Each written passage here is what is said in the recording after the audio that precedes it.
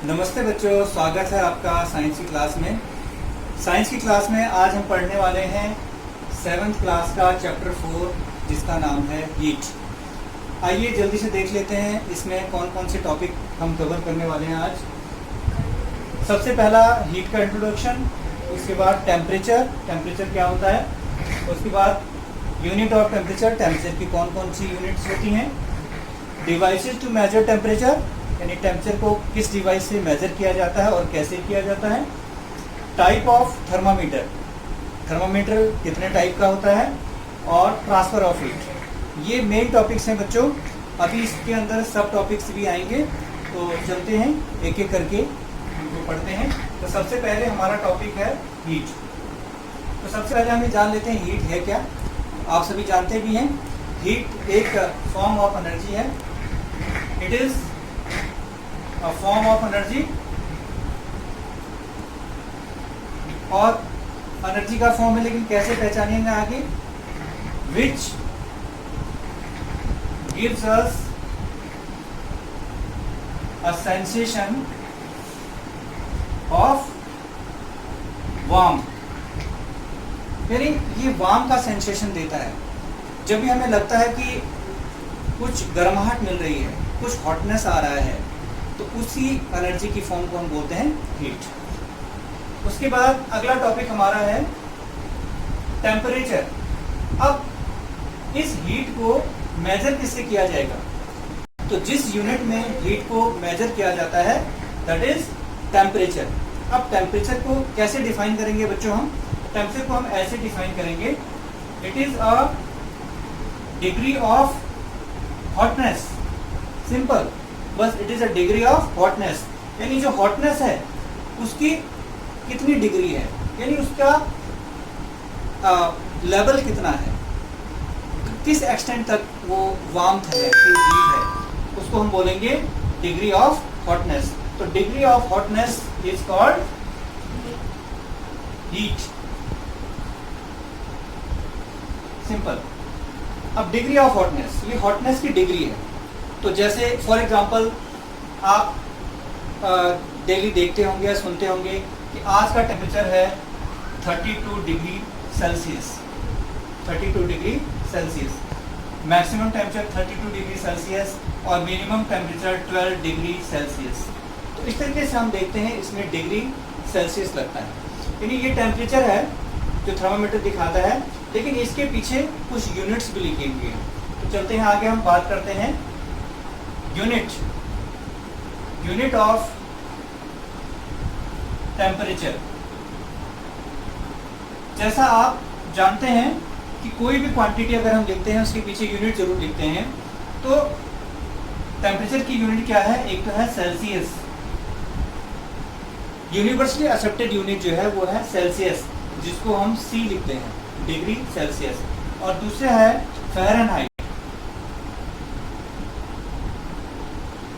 Fahrenheit, जिसको हम F लिखते हैं, इसको हम C से डिनोट करते हैं। तो दो तरीके के यूनिट हमारे यहाँ पर चलते हैं, सेल्सियस तो यूनिवर्सली एक्सेप्टेड है ही है, लेकिन फ़ारेनहाइट भी चलता है।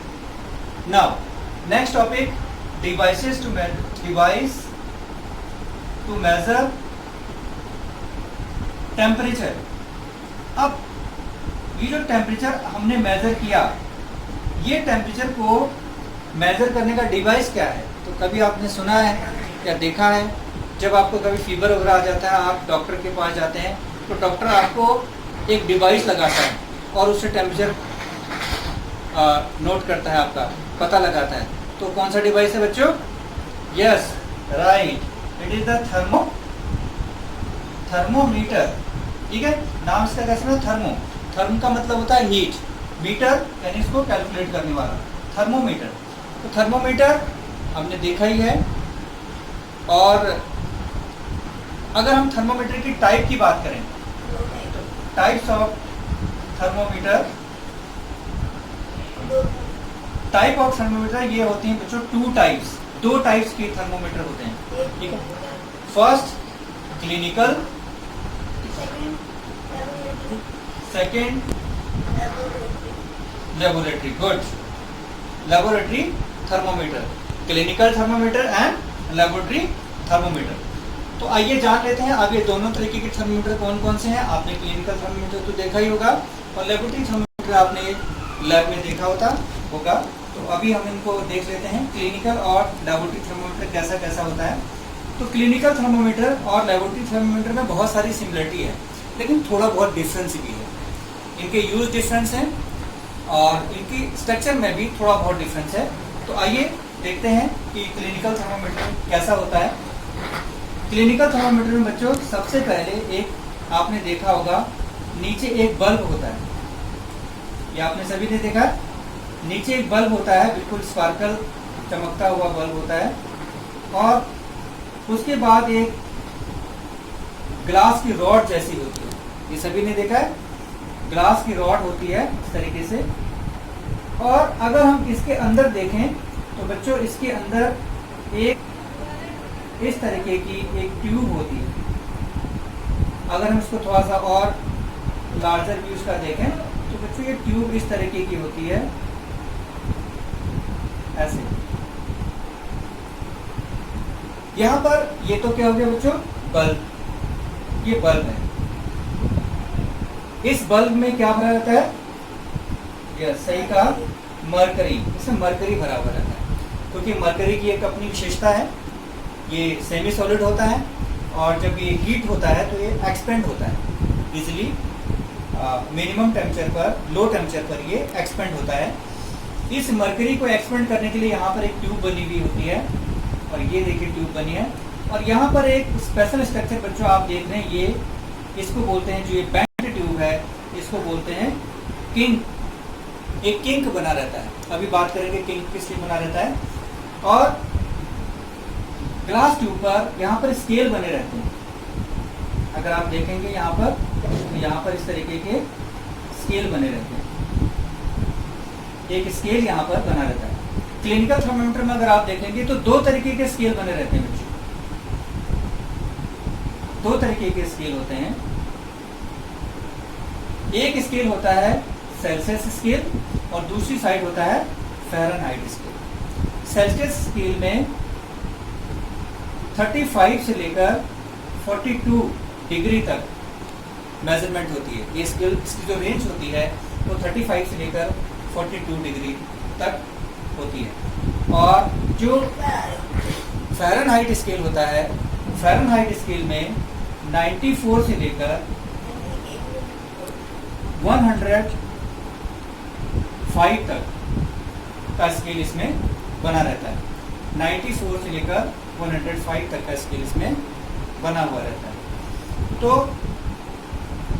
बच्चों अब इसमें ये जो किंक है बीच में, अभी मैंने बात की थी, जो बेंट होता है, इस किंक का मतलब ये है कि जब भी हम कभी इसकी रीडिंग लेते हैं, इसको देखते हैं, इसको देखने का तरीका यह है कि इसके बीच में अगर हम देखेंगे, दोनों स्केल के बीच में अगर हम थर्मोमीटर को देखते हैं तो ये लाइन हमें स्पष्ट दिखाई देती है।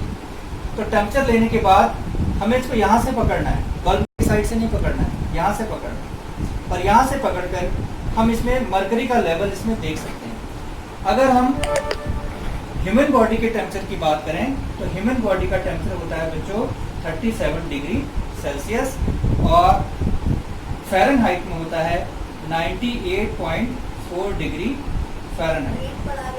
98.4 डिग्री फ़ारेनहाइट। ये किंक क्या करता है, जैसे हम टेम्परेचर इसमें लेते हैं, ये किंक क्या करता है, मरकरी के लेवल को सडन फॉल होने से बचाता है। क्योंकि अगर मरकरी का लेवल सडन फॉल हो गया तो एक्यूरेट टेम्परेचर नहीं आ पाएगा कि बॉडी का एक्यूरेट टेम्परेचर कितना है, तो सडन फॉल होने से बचाता है। ये किंक का अपना फायदा है। कुछ थर्मामीटर को यूज करते टाइम हमें प्रिकॉशन लेना चाहिए।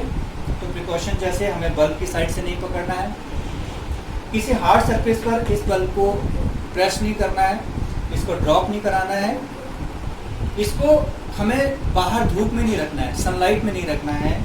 अगर धूप में रखेंगे तो ये एक्सपेंड होगा तो ये ब्रस्ट हो सकता है। तो ये कुछ प्रिकॉशंस हमें इसमें हम ले सकते हैं। तो ये है बच्चों क्लिनिकल थर्मामीटर के बारे में, जो हमारी बॉडी का टेम्परेचर लेने के लिए हम इसको यूज़ करते हैं। Second, laboratory thermometer. अब लेबोरेटरी थर्मामीटर की अगर हम बात करते हैं बच्चों, तो लेबोरेटरी थर्मामीटर थोड़ा सा इससे साइज में बड़ा होता है।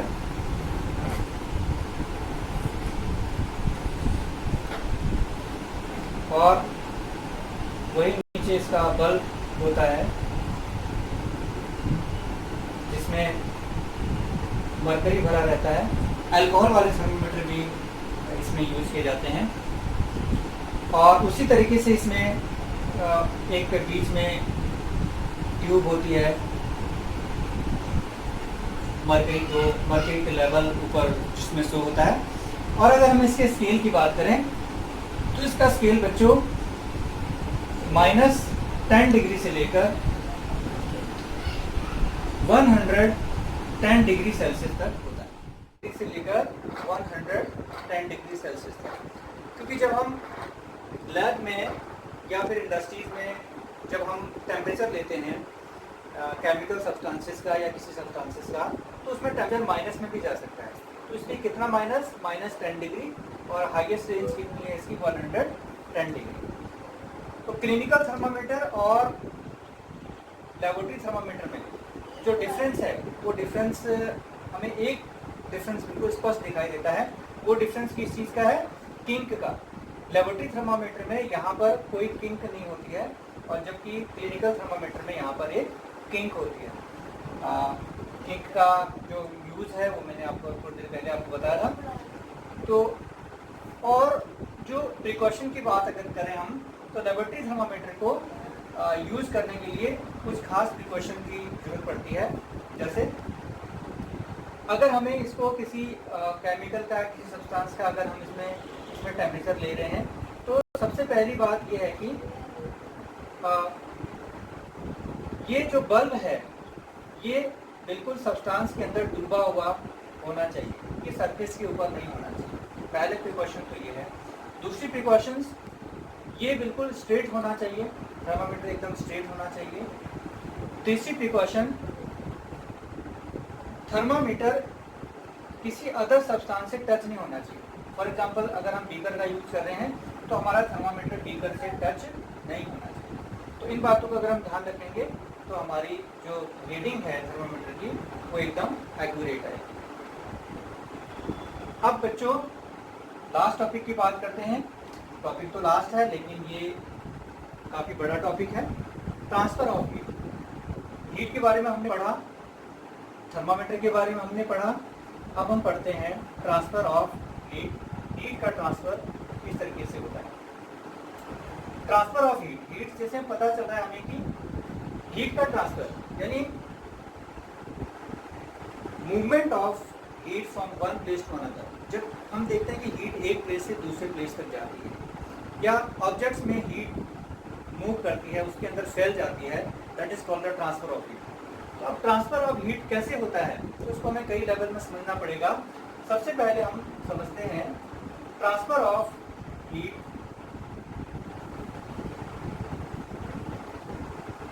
In solid. सॉलिड्स में हीट का ट्रांसफ़र कैसे होता है। तो जैसे हमने फील किया होगा बच्चों, सॉलिड में कैसे ट्रांसफ़र होता है। सपोज आप एक रॉड को ले लो और इस रॉड को आप किसी कैंडल के ऊपर रखिए और कुछ देर तक हम उसको रखे रहते हैं, तो धीरे धीरे हमें क्या लगेगा कि उसका दूसरा एंड भी हीट होने लग जाता है। तो देखिए बेटा ये कैसे हुआ। इस तरीके से सपोज ये एक रॉड है, इस रॉड में हमने इस एंड को हम हीट कर रहे हैं, इस एंड को हम हीट कर रहे हैं यहाँ पर। तो क्या होगा कि हीट, ये मॉलिक्यूल्स जो है यहाँ पर हीट अप हो जाएंगे और ये मूवमेंट करने लग जाते हैं और अपने जो एडजेसेंट मॉलिक्यूल्स होते हैं उनको हीट करते हैं, और हीट करते करते वो भी, उनकी भी काइनेटिक एनर्जी बढ़ जाती है और इस तरीके से ये सभी मूवमेंट में आते रहते हैं और हीट का ट्रांसफ़र होता रहता है। और हीट जो है एक एंड से दूसरे एंड तक पहुंच जाती है। देखिए इस एंड पर हीट थी और इस एंड पर हीट पहुंच जाती है। तो यहाँ पर देखो बच्चों हो क्या रहा है कि मॉलिक्यूल्स बहुत पास पास हैं। सॉलिड में क्या होता है, मॉलिक्यूल बहुत पास पास होते हैं। जब एक मॉलिक्यूल हीट अप हो जाता है, दूसरी मॉलिक्यूल को हीट करता है, तो उसमें एनर्जी का ट्रांसफ़र कर देता है। तो इस तरीके से एक मॉलिक्यूल से दूसरे मॉलिक्यूल्स में, एक एटम से दूसरे एटम में होते हुए हीट एक एंड से दूसरे एंड तक पहुंच जाती है। तो इस तरीके से हीट को के ट्रांसफर को बोलते हैं बच्चों कंडक्शन। कंडक्शन, तो कंडक्शन मेनली सॉलिड्स में होता है। कंडीशन क्या है इसके लिए कि मॉलिक्यूल्स पास पास होने चाहिए, मॉलिक्यूल्स शुड बी क्लोज। तो मॉलिक्यूल्स अगर पास पास होते हैं तो हीट का ट्रांसफर एक प्लेस से दूसरे प्लेस में हो जाता है, ये होता है कंडक्शन। दूसरा, transfer of heat in liquids and gases. अगर हम लिक्विड और गैस की बात करें बच्चों, तो लिक्विड और गैस में हीट का ट्रांसफर कैसे होता है? आपने अपने घर में ओवन में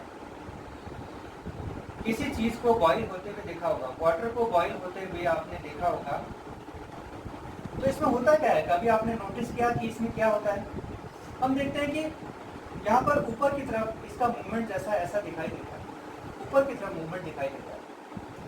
तो इसमें होता क्या है, देखिए जो बिल्कुल बॉटम पर जो मॉलिक्यूल्स होते हैं वो हीट अप हो जाते हैं, और ये हीट होने पर ये लाइट हो जाते हैं, यानी हल्के हो जाते हैं, और ये ऊपर की तरफ उठने लगता है। इसीलिए हमें लिक्विड में ऊपर की तरफ मूवमेंट दिखाई देने लग जाता है। और एक समय ऐसा आता है कि जब ये ऊपर आते हैं और इसमें कूल होकर ये नीचे चले जाते हैं, फिर हीटअप होते हैं।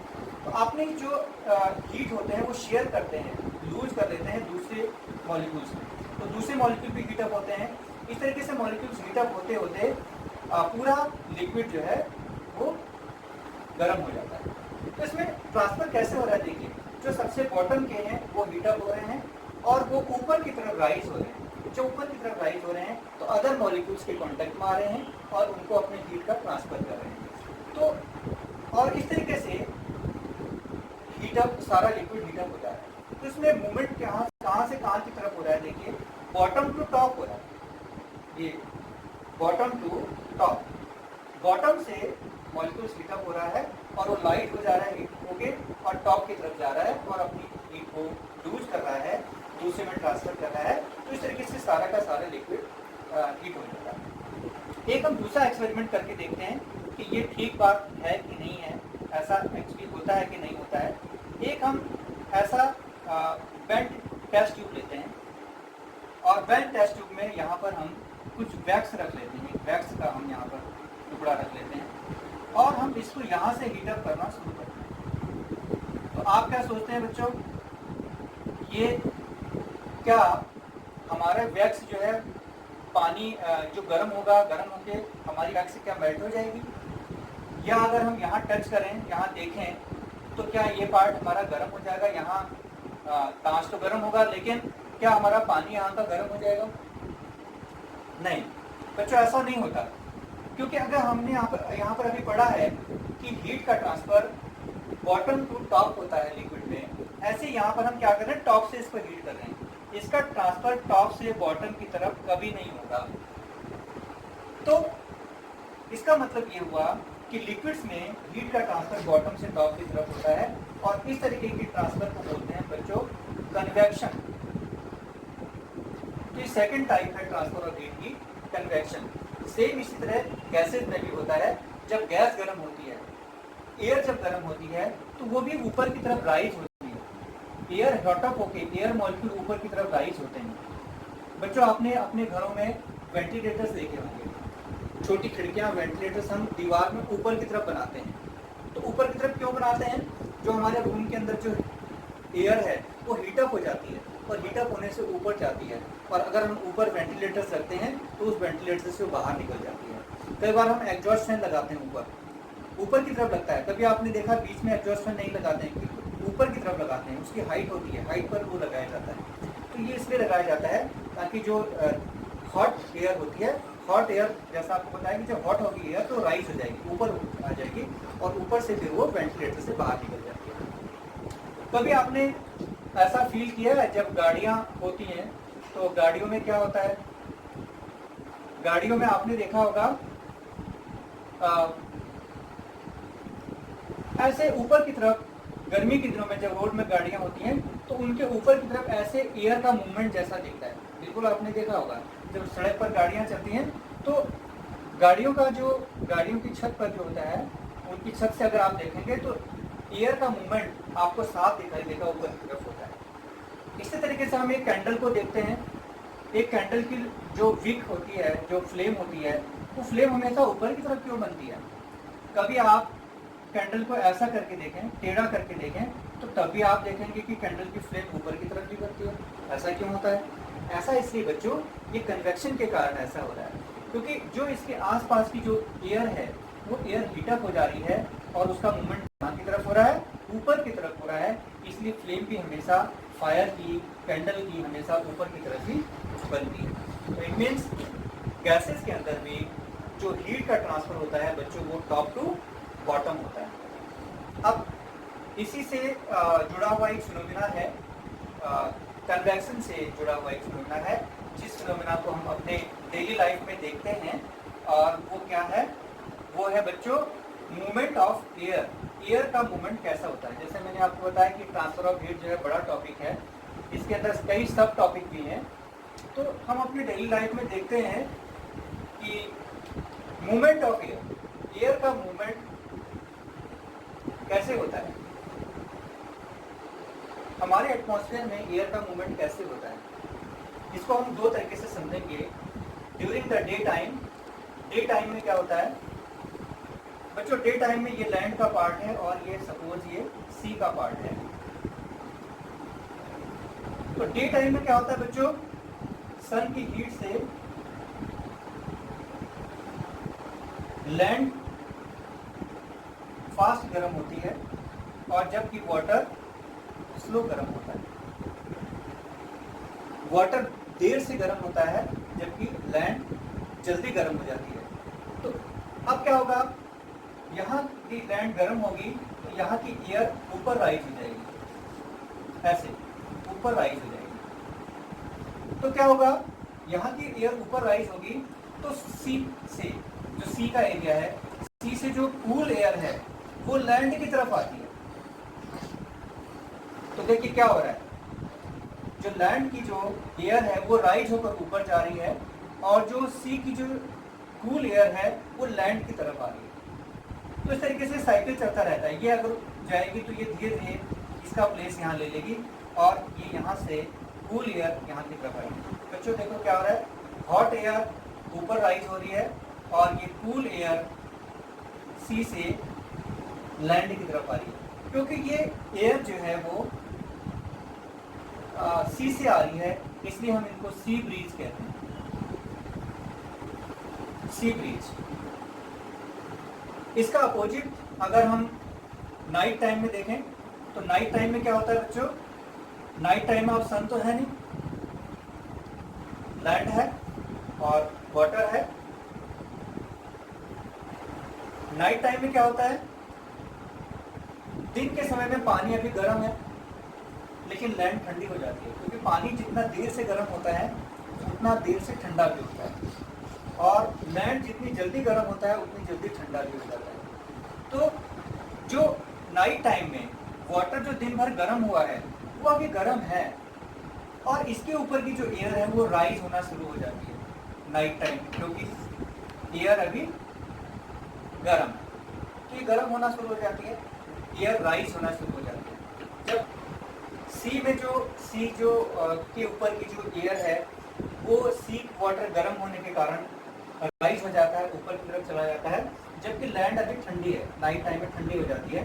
तो यहाँ की एयर जो होती है कूल एयर होती है और वो लैंड की तरफ, वो सी की तरफ उसका मूवमेंट शुरू होता है और इस तरीके से ये राइज होकर ऊपर की तरफ जाती हैं और वापस ऐसे घूम जाती हैं और ये लैंड से जो कूल एयर है वो सी की तरफ चलती है और ये हॉट एयर, सी के ऊपर हॉट एयर।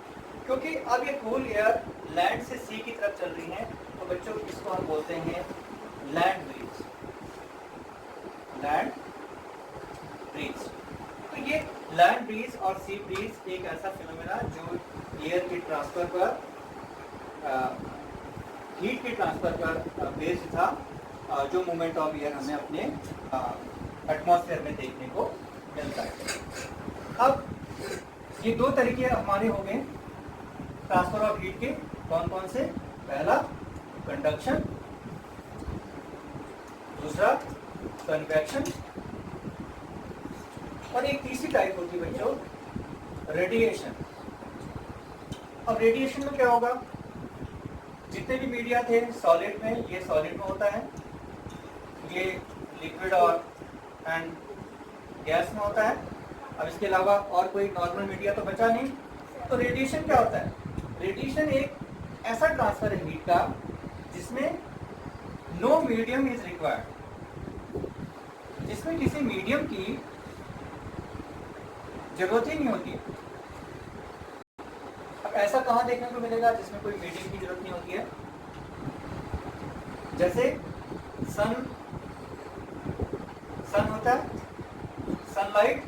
सनलाइट हम देखते हैं हमारे अर्थ तक पहुंच जाती है। कैसे पहुंच जाते हैं भाई? अब यहाँ पर तो कोई मीडियम है ही नहीं, क्योंकि तो हमारे आसपास तो एयर है, लेकिन स्पेस में क्या है? स्पेस में तो कुछ भी नहीं है। तो सन की हीट यहाँ से कहाँ कैसे आ जा रही है?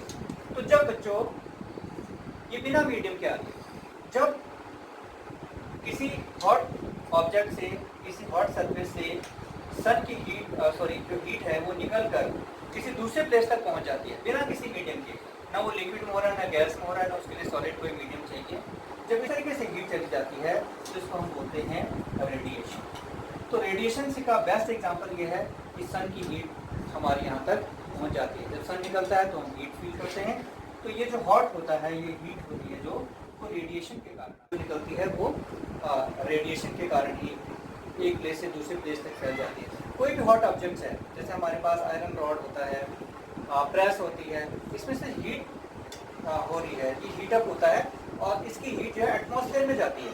और ये एटमॉस्फेयर में जब जा रही है तो इसके लिए किसी भी मीडियम की जरूरत नहीं है, ये रेडिएशन के द्वारा एक प्लेस से दूसरे प्लेस पर जा रही है। तो इस तरीके से every hot object release heat and that is transferred through the radiation.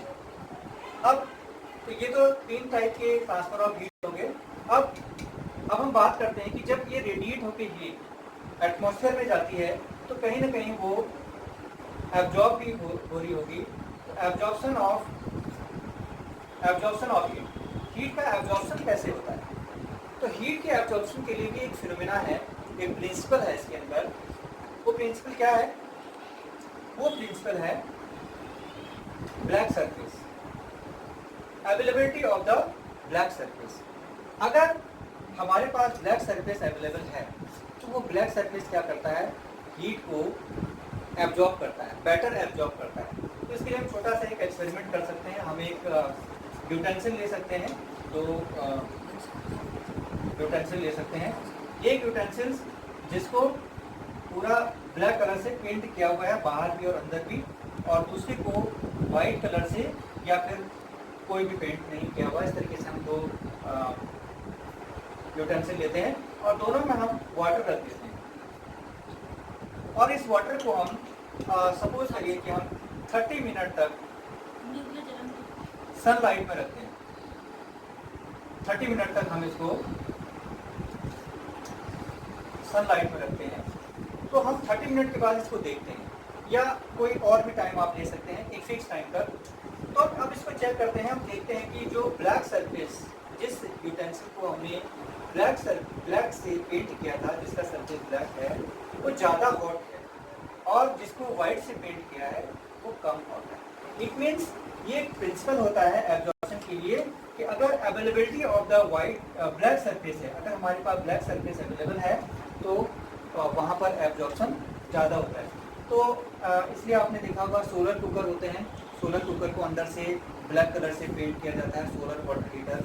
जब इसमें हम हीटिंग का जब हम काम लेते हैं तो इसको हम क्या करते हैं, ब्लैक कलर से इसको पेंट किया जाता है।